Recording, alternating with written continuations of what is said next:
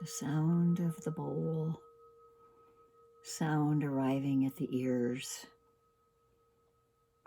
the call of the Buddha, the Dhamma, and the Sangha. Whatever we've been doing all day long, we come once again to the familiar place of our sitting practice, whether we're sitting in the place we always sit in, which I think we all are. Sometimes people join from their cars all over the place. I always wonder when I see people on Zoom meetings from their cars, how they manage to do that. Something I haven't tried before. So, welcome to our Sunday Insight and Metta practice.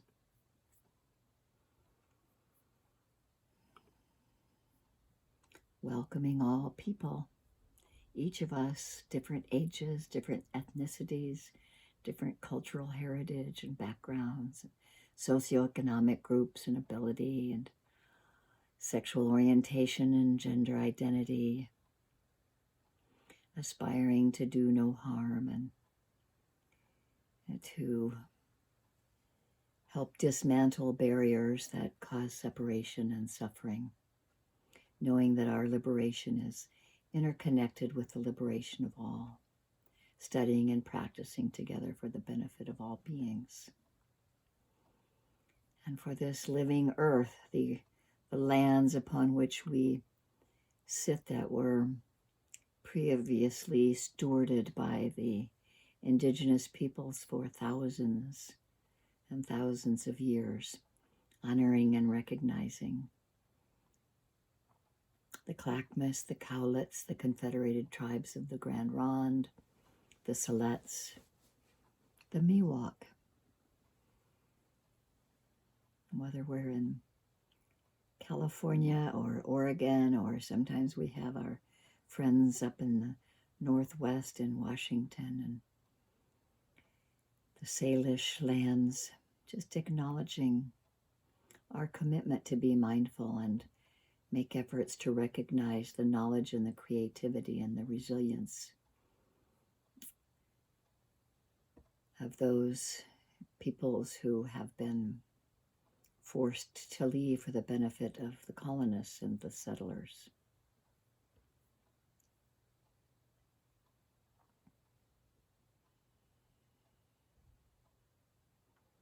And acknowledging all those Asian Buddhist immigrants who came to the U.S., arriving from so many different countries, as many different peoples of Asian Buddhist countries have all settled here in the U.S., and as a result, we have had access to so many different forms of Buddhism.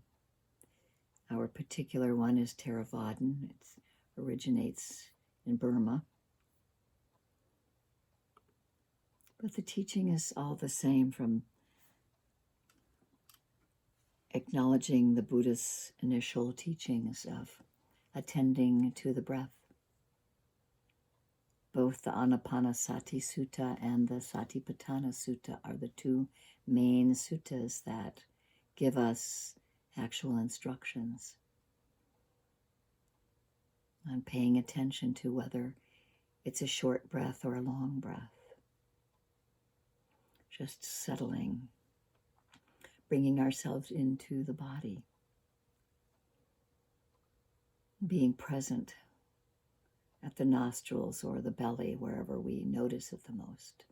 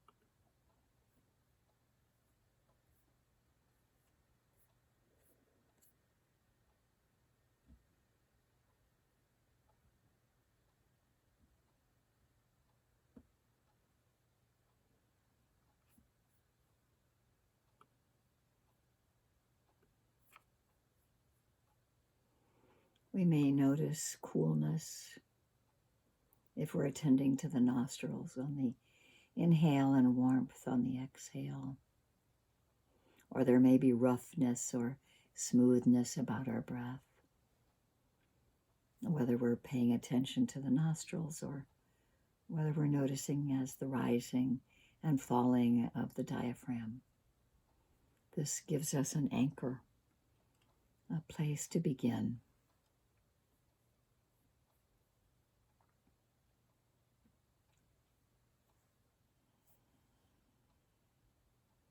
Bringing ourselves into body and mind coming together. We could notice the touch point, where our hands are touching, or where our arms touch our body, or where our buttocks is on the chair, or our feet on the floor. A touch point as an anchor.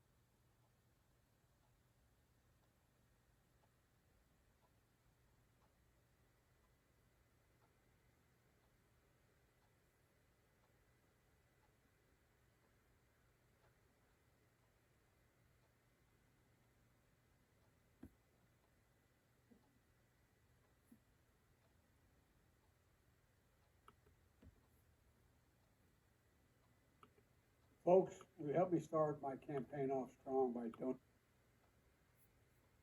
donating today. Every generation has a moment where they have to stand up for democracy, to stand up for their fundamental freedoms.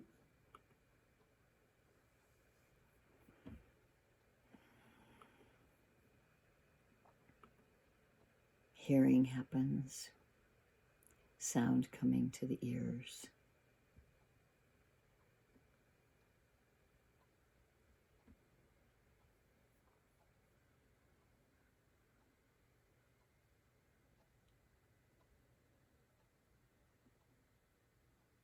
Noticing if we have an opinion about what's arriving at the ears, liking or not liking. All of our senses are engaged in our practice. There could be smelling, there could be tasting,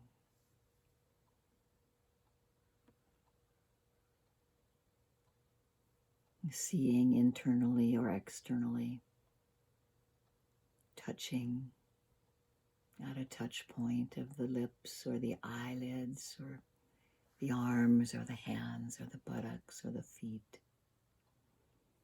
We can always come to these sense doors, and that there's the thought door.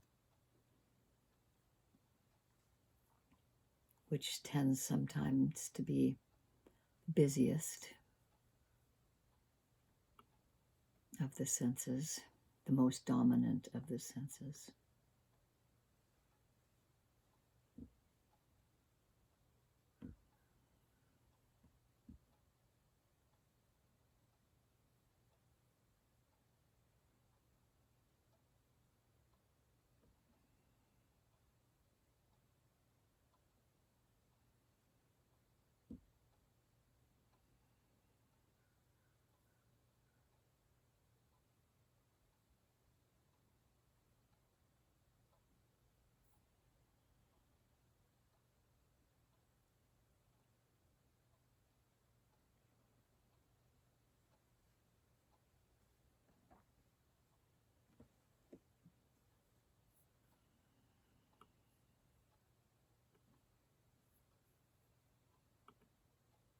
We always begin again.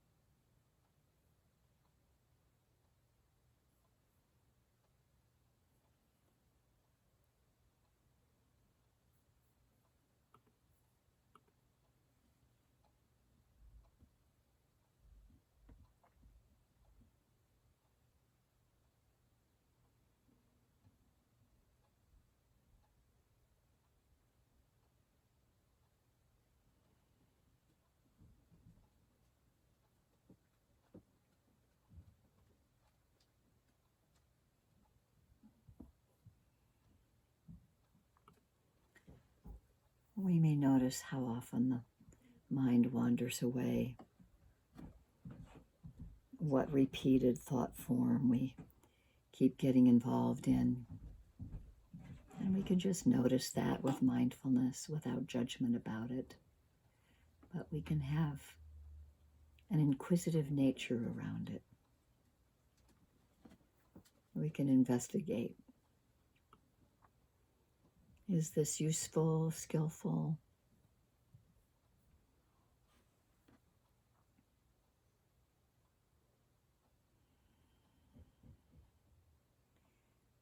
The mind flits all over the place. And so we just return to the breath when we find ourselves too distracted. Whenever that happens, we wake up in the moment and begin again at the breath or the touch point. Simple but not easy to try to tame in the mind. Sometimes at first we can take a few intentional breaths, long, full, energetic breaths, just to really arrive more here in the present.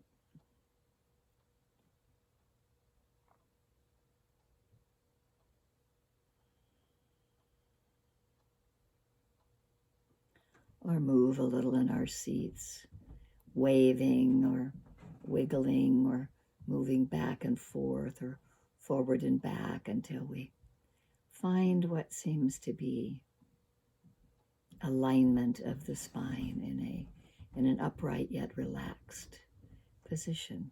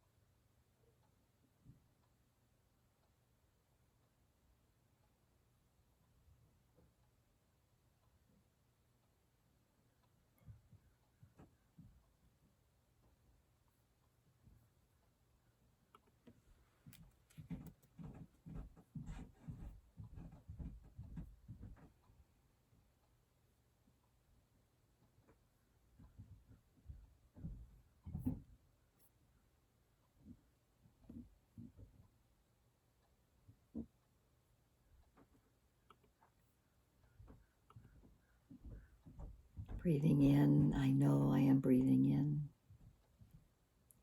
Breathing out, I know I am breathing out. Coming back to the present moment.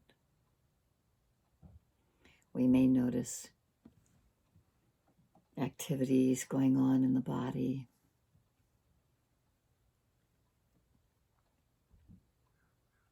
Tension somewhere, an ache or a pain somewhere. We can acknowledge it with mindfulness, just noticing unpleasant sensation, or maybe somewhere there's a pleasant sensation of tingling or lightness through the body, or spaciousness in the mind or heart. We're just here with mindful awareness to witness what is present and to notice what happens if we grasp onto it. What kind of suffering might occur in our hearts and minds.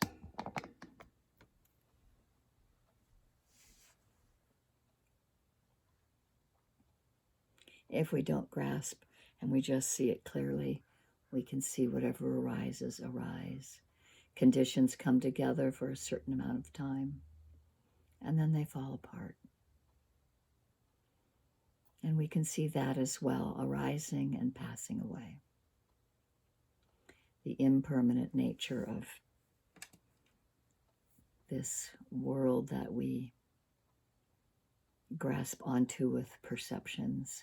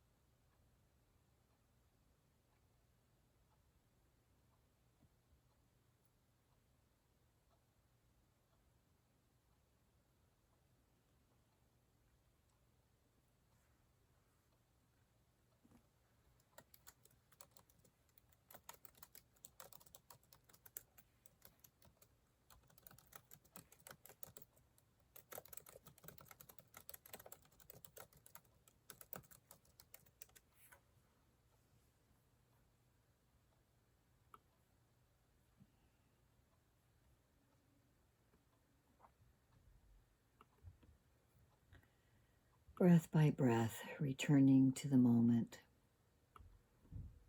noticing the contents of the mind, noticing the attitude of the mind and heart, noticing what might be happening in emotional content by just noting it gently with mindfulness.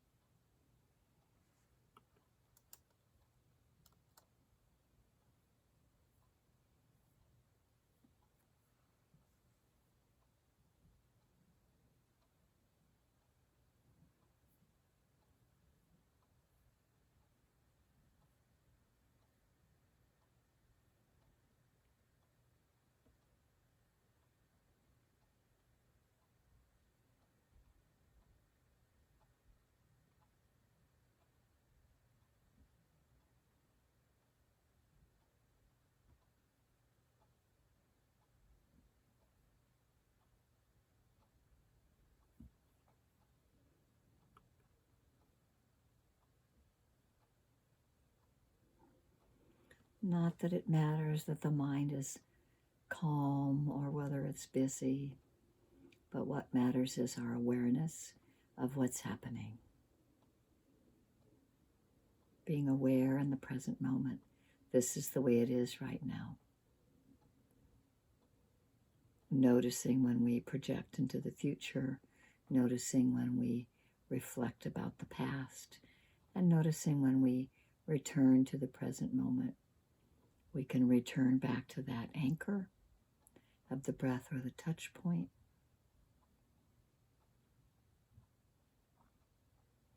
We can return to a more spacious awareness, holding this full body of the breath, breathing, and being aware of what arises at each of the senses. Doing whatever is simplest and can help us train the heart and mind to see clearly, moment by moment.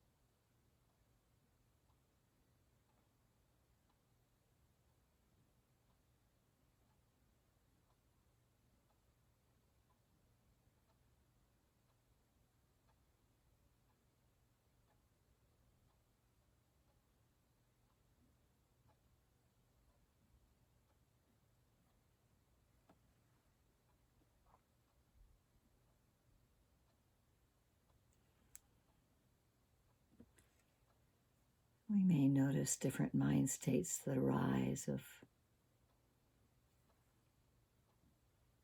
sleepiness or dullness. Maybe there's some kind of disinterest. Maybe there's aversion or grasping of wanting something to be different. This naturally occurs as the hindrances arise. We can get used to them and just notice, oh yes, tiredness is arising, or agitation is here, or anxiety is here, or grasping or clinging. It's all part of what mindful awareness is present with. But if we continue returning to that object of the breath, that narrower point, from time to time, some of those hindrances are pushed out because our attention is right there at the nostrils, or right there at the pressure of the feet on the floor, or what's happening on the buttocks on the chair. Back into the body. And whatever arises at each of the senses, changing objects, but we're still paying attention to them one at a time.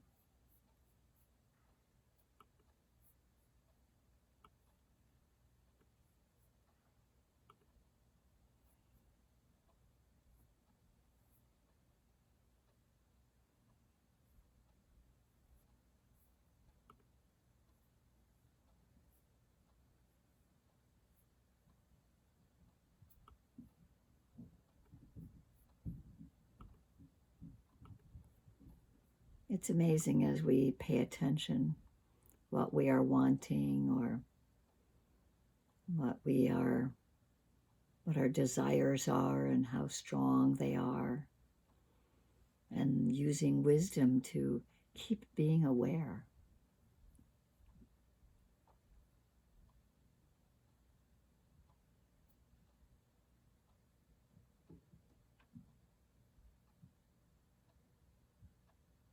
So we have this right view of no preference.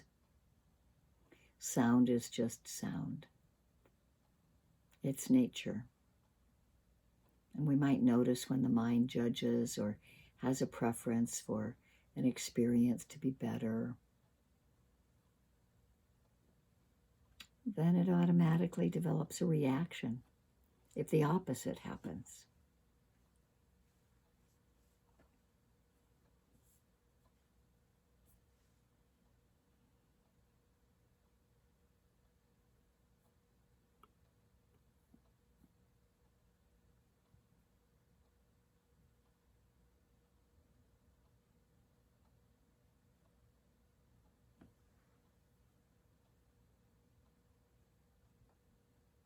We have this opportunity to just notice over and over again where desire or greed is happening, where ill will may be happening, where there's delusion. And we can see it fresh each time, every moment new.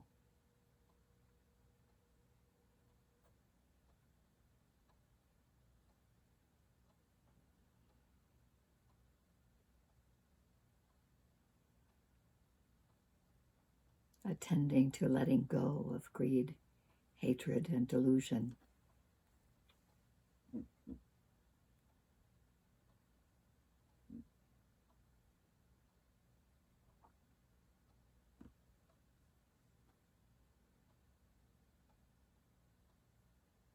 So we touch the mind and we notice what's happening, resting in awareness and just being.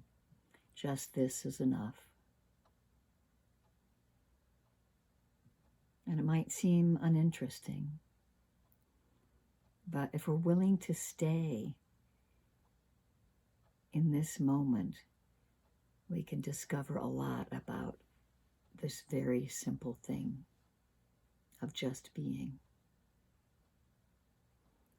noticing, grasping, pushing away, clinging, aversion, the constantly changing nature of everything that we attend to.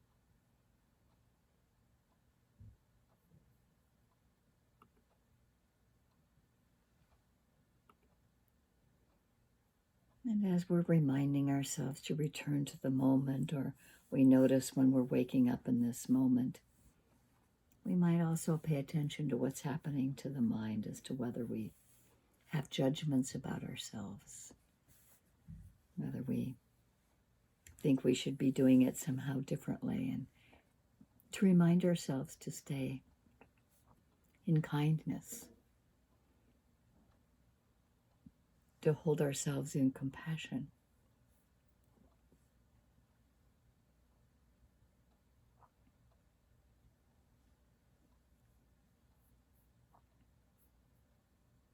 It's not easy to stay present over and over again.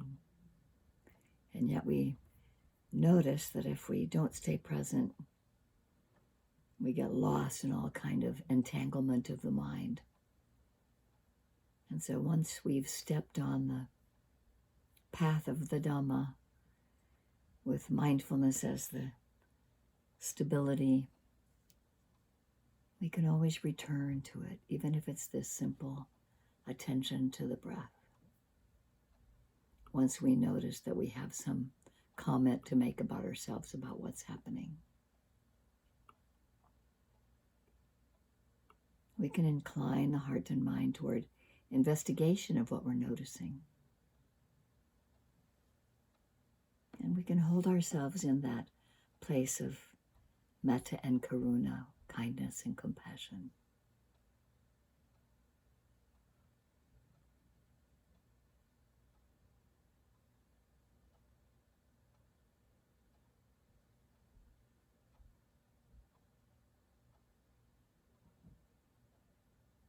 May we be free from harm. May I be free from harm. Have ease. When things are challenging, may I hold myself gently.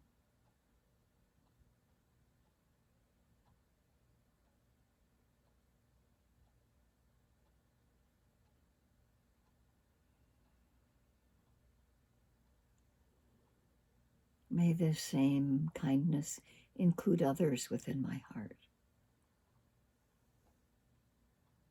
For a friend,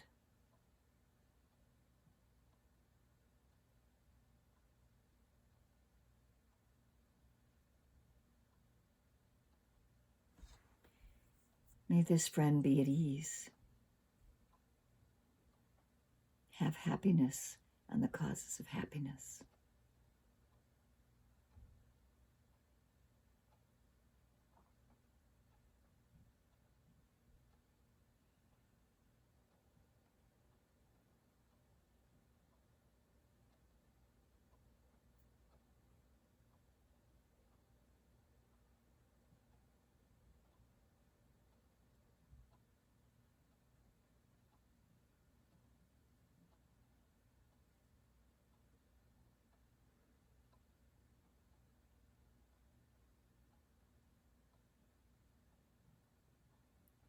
May I also include in this heart space a benefactor,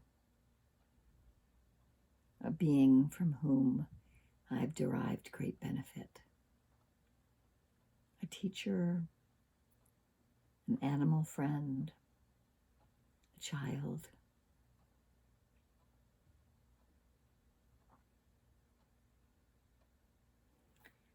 Wishing this being to be at ease.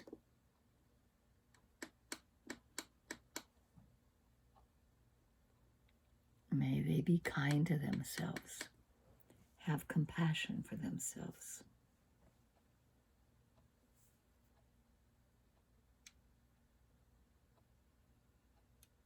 When things are difficult,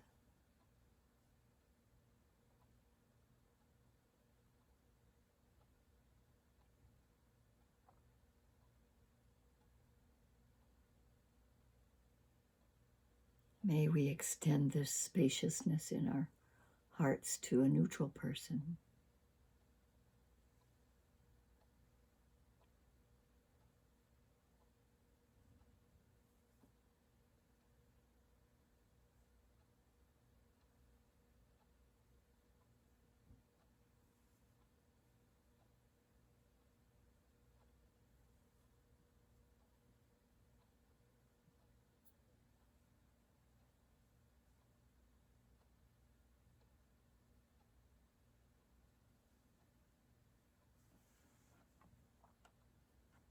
Just as I wish to be happy, I know that you also wish to be happy. May you have ease in your life. May you be free from harm. Be safe and at ease.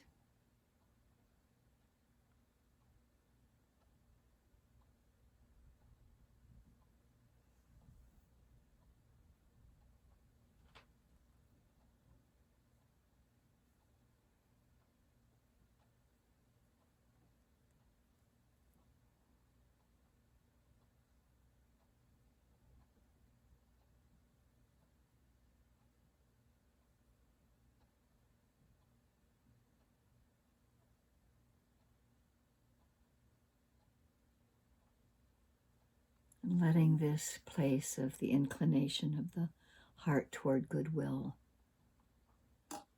include a difficult person or a situation. Not the most difficult person you have to deal with, but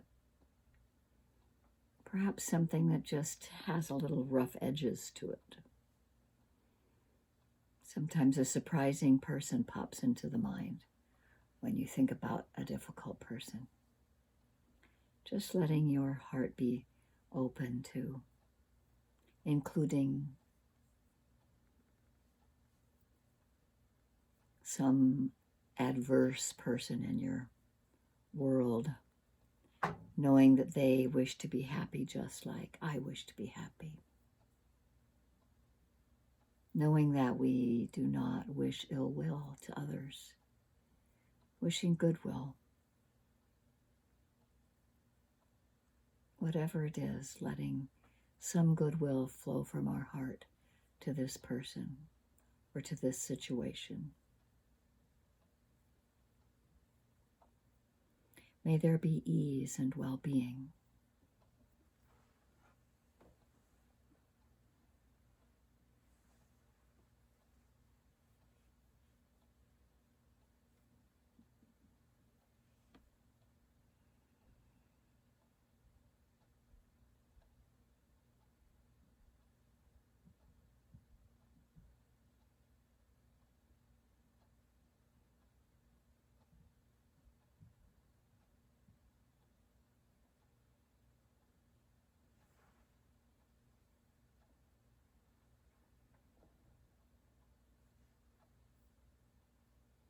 And letting these thoughts of goodwill include others that we don't know.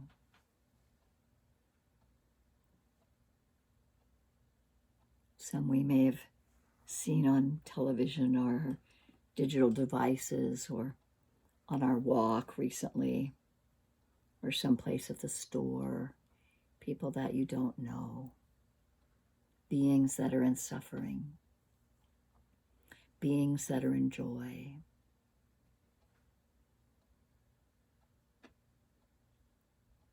Beings known and unknown, seen and unseen beings.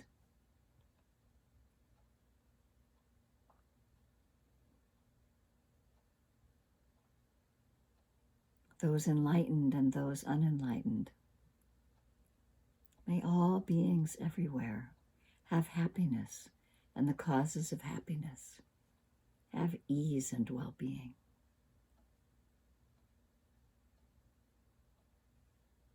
Have compassion for themselves when things are challenging.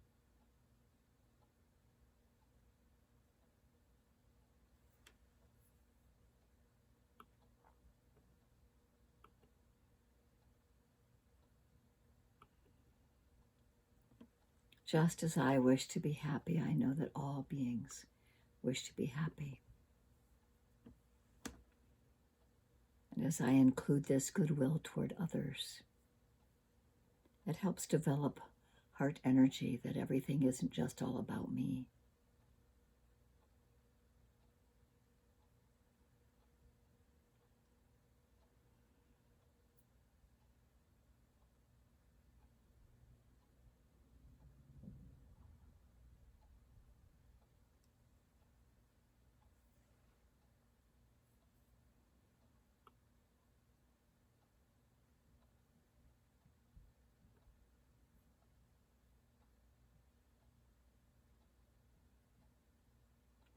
May all beings that swim and fly, walk and crawl,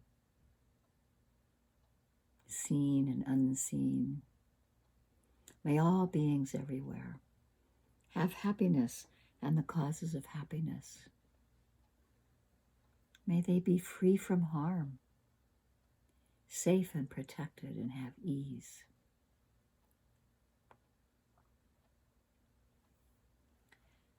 Anicca vata sankhara upadavaya domino upakitawa merochanti te samvapasamo sukho.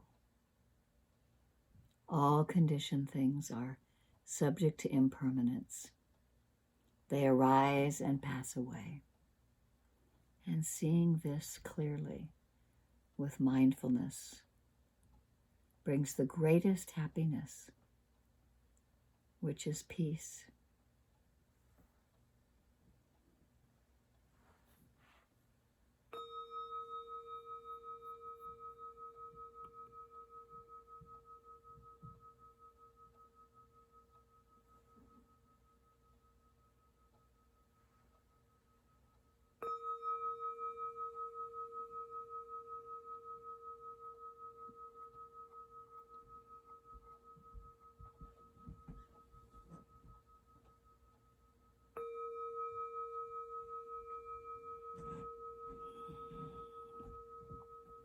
And may we really know that the goodness of this practice benefits us and all sentient beings.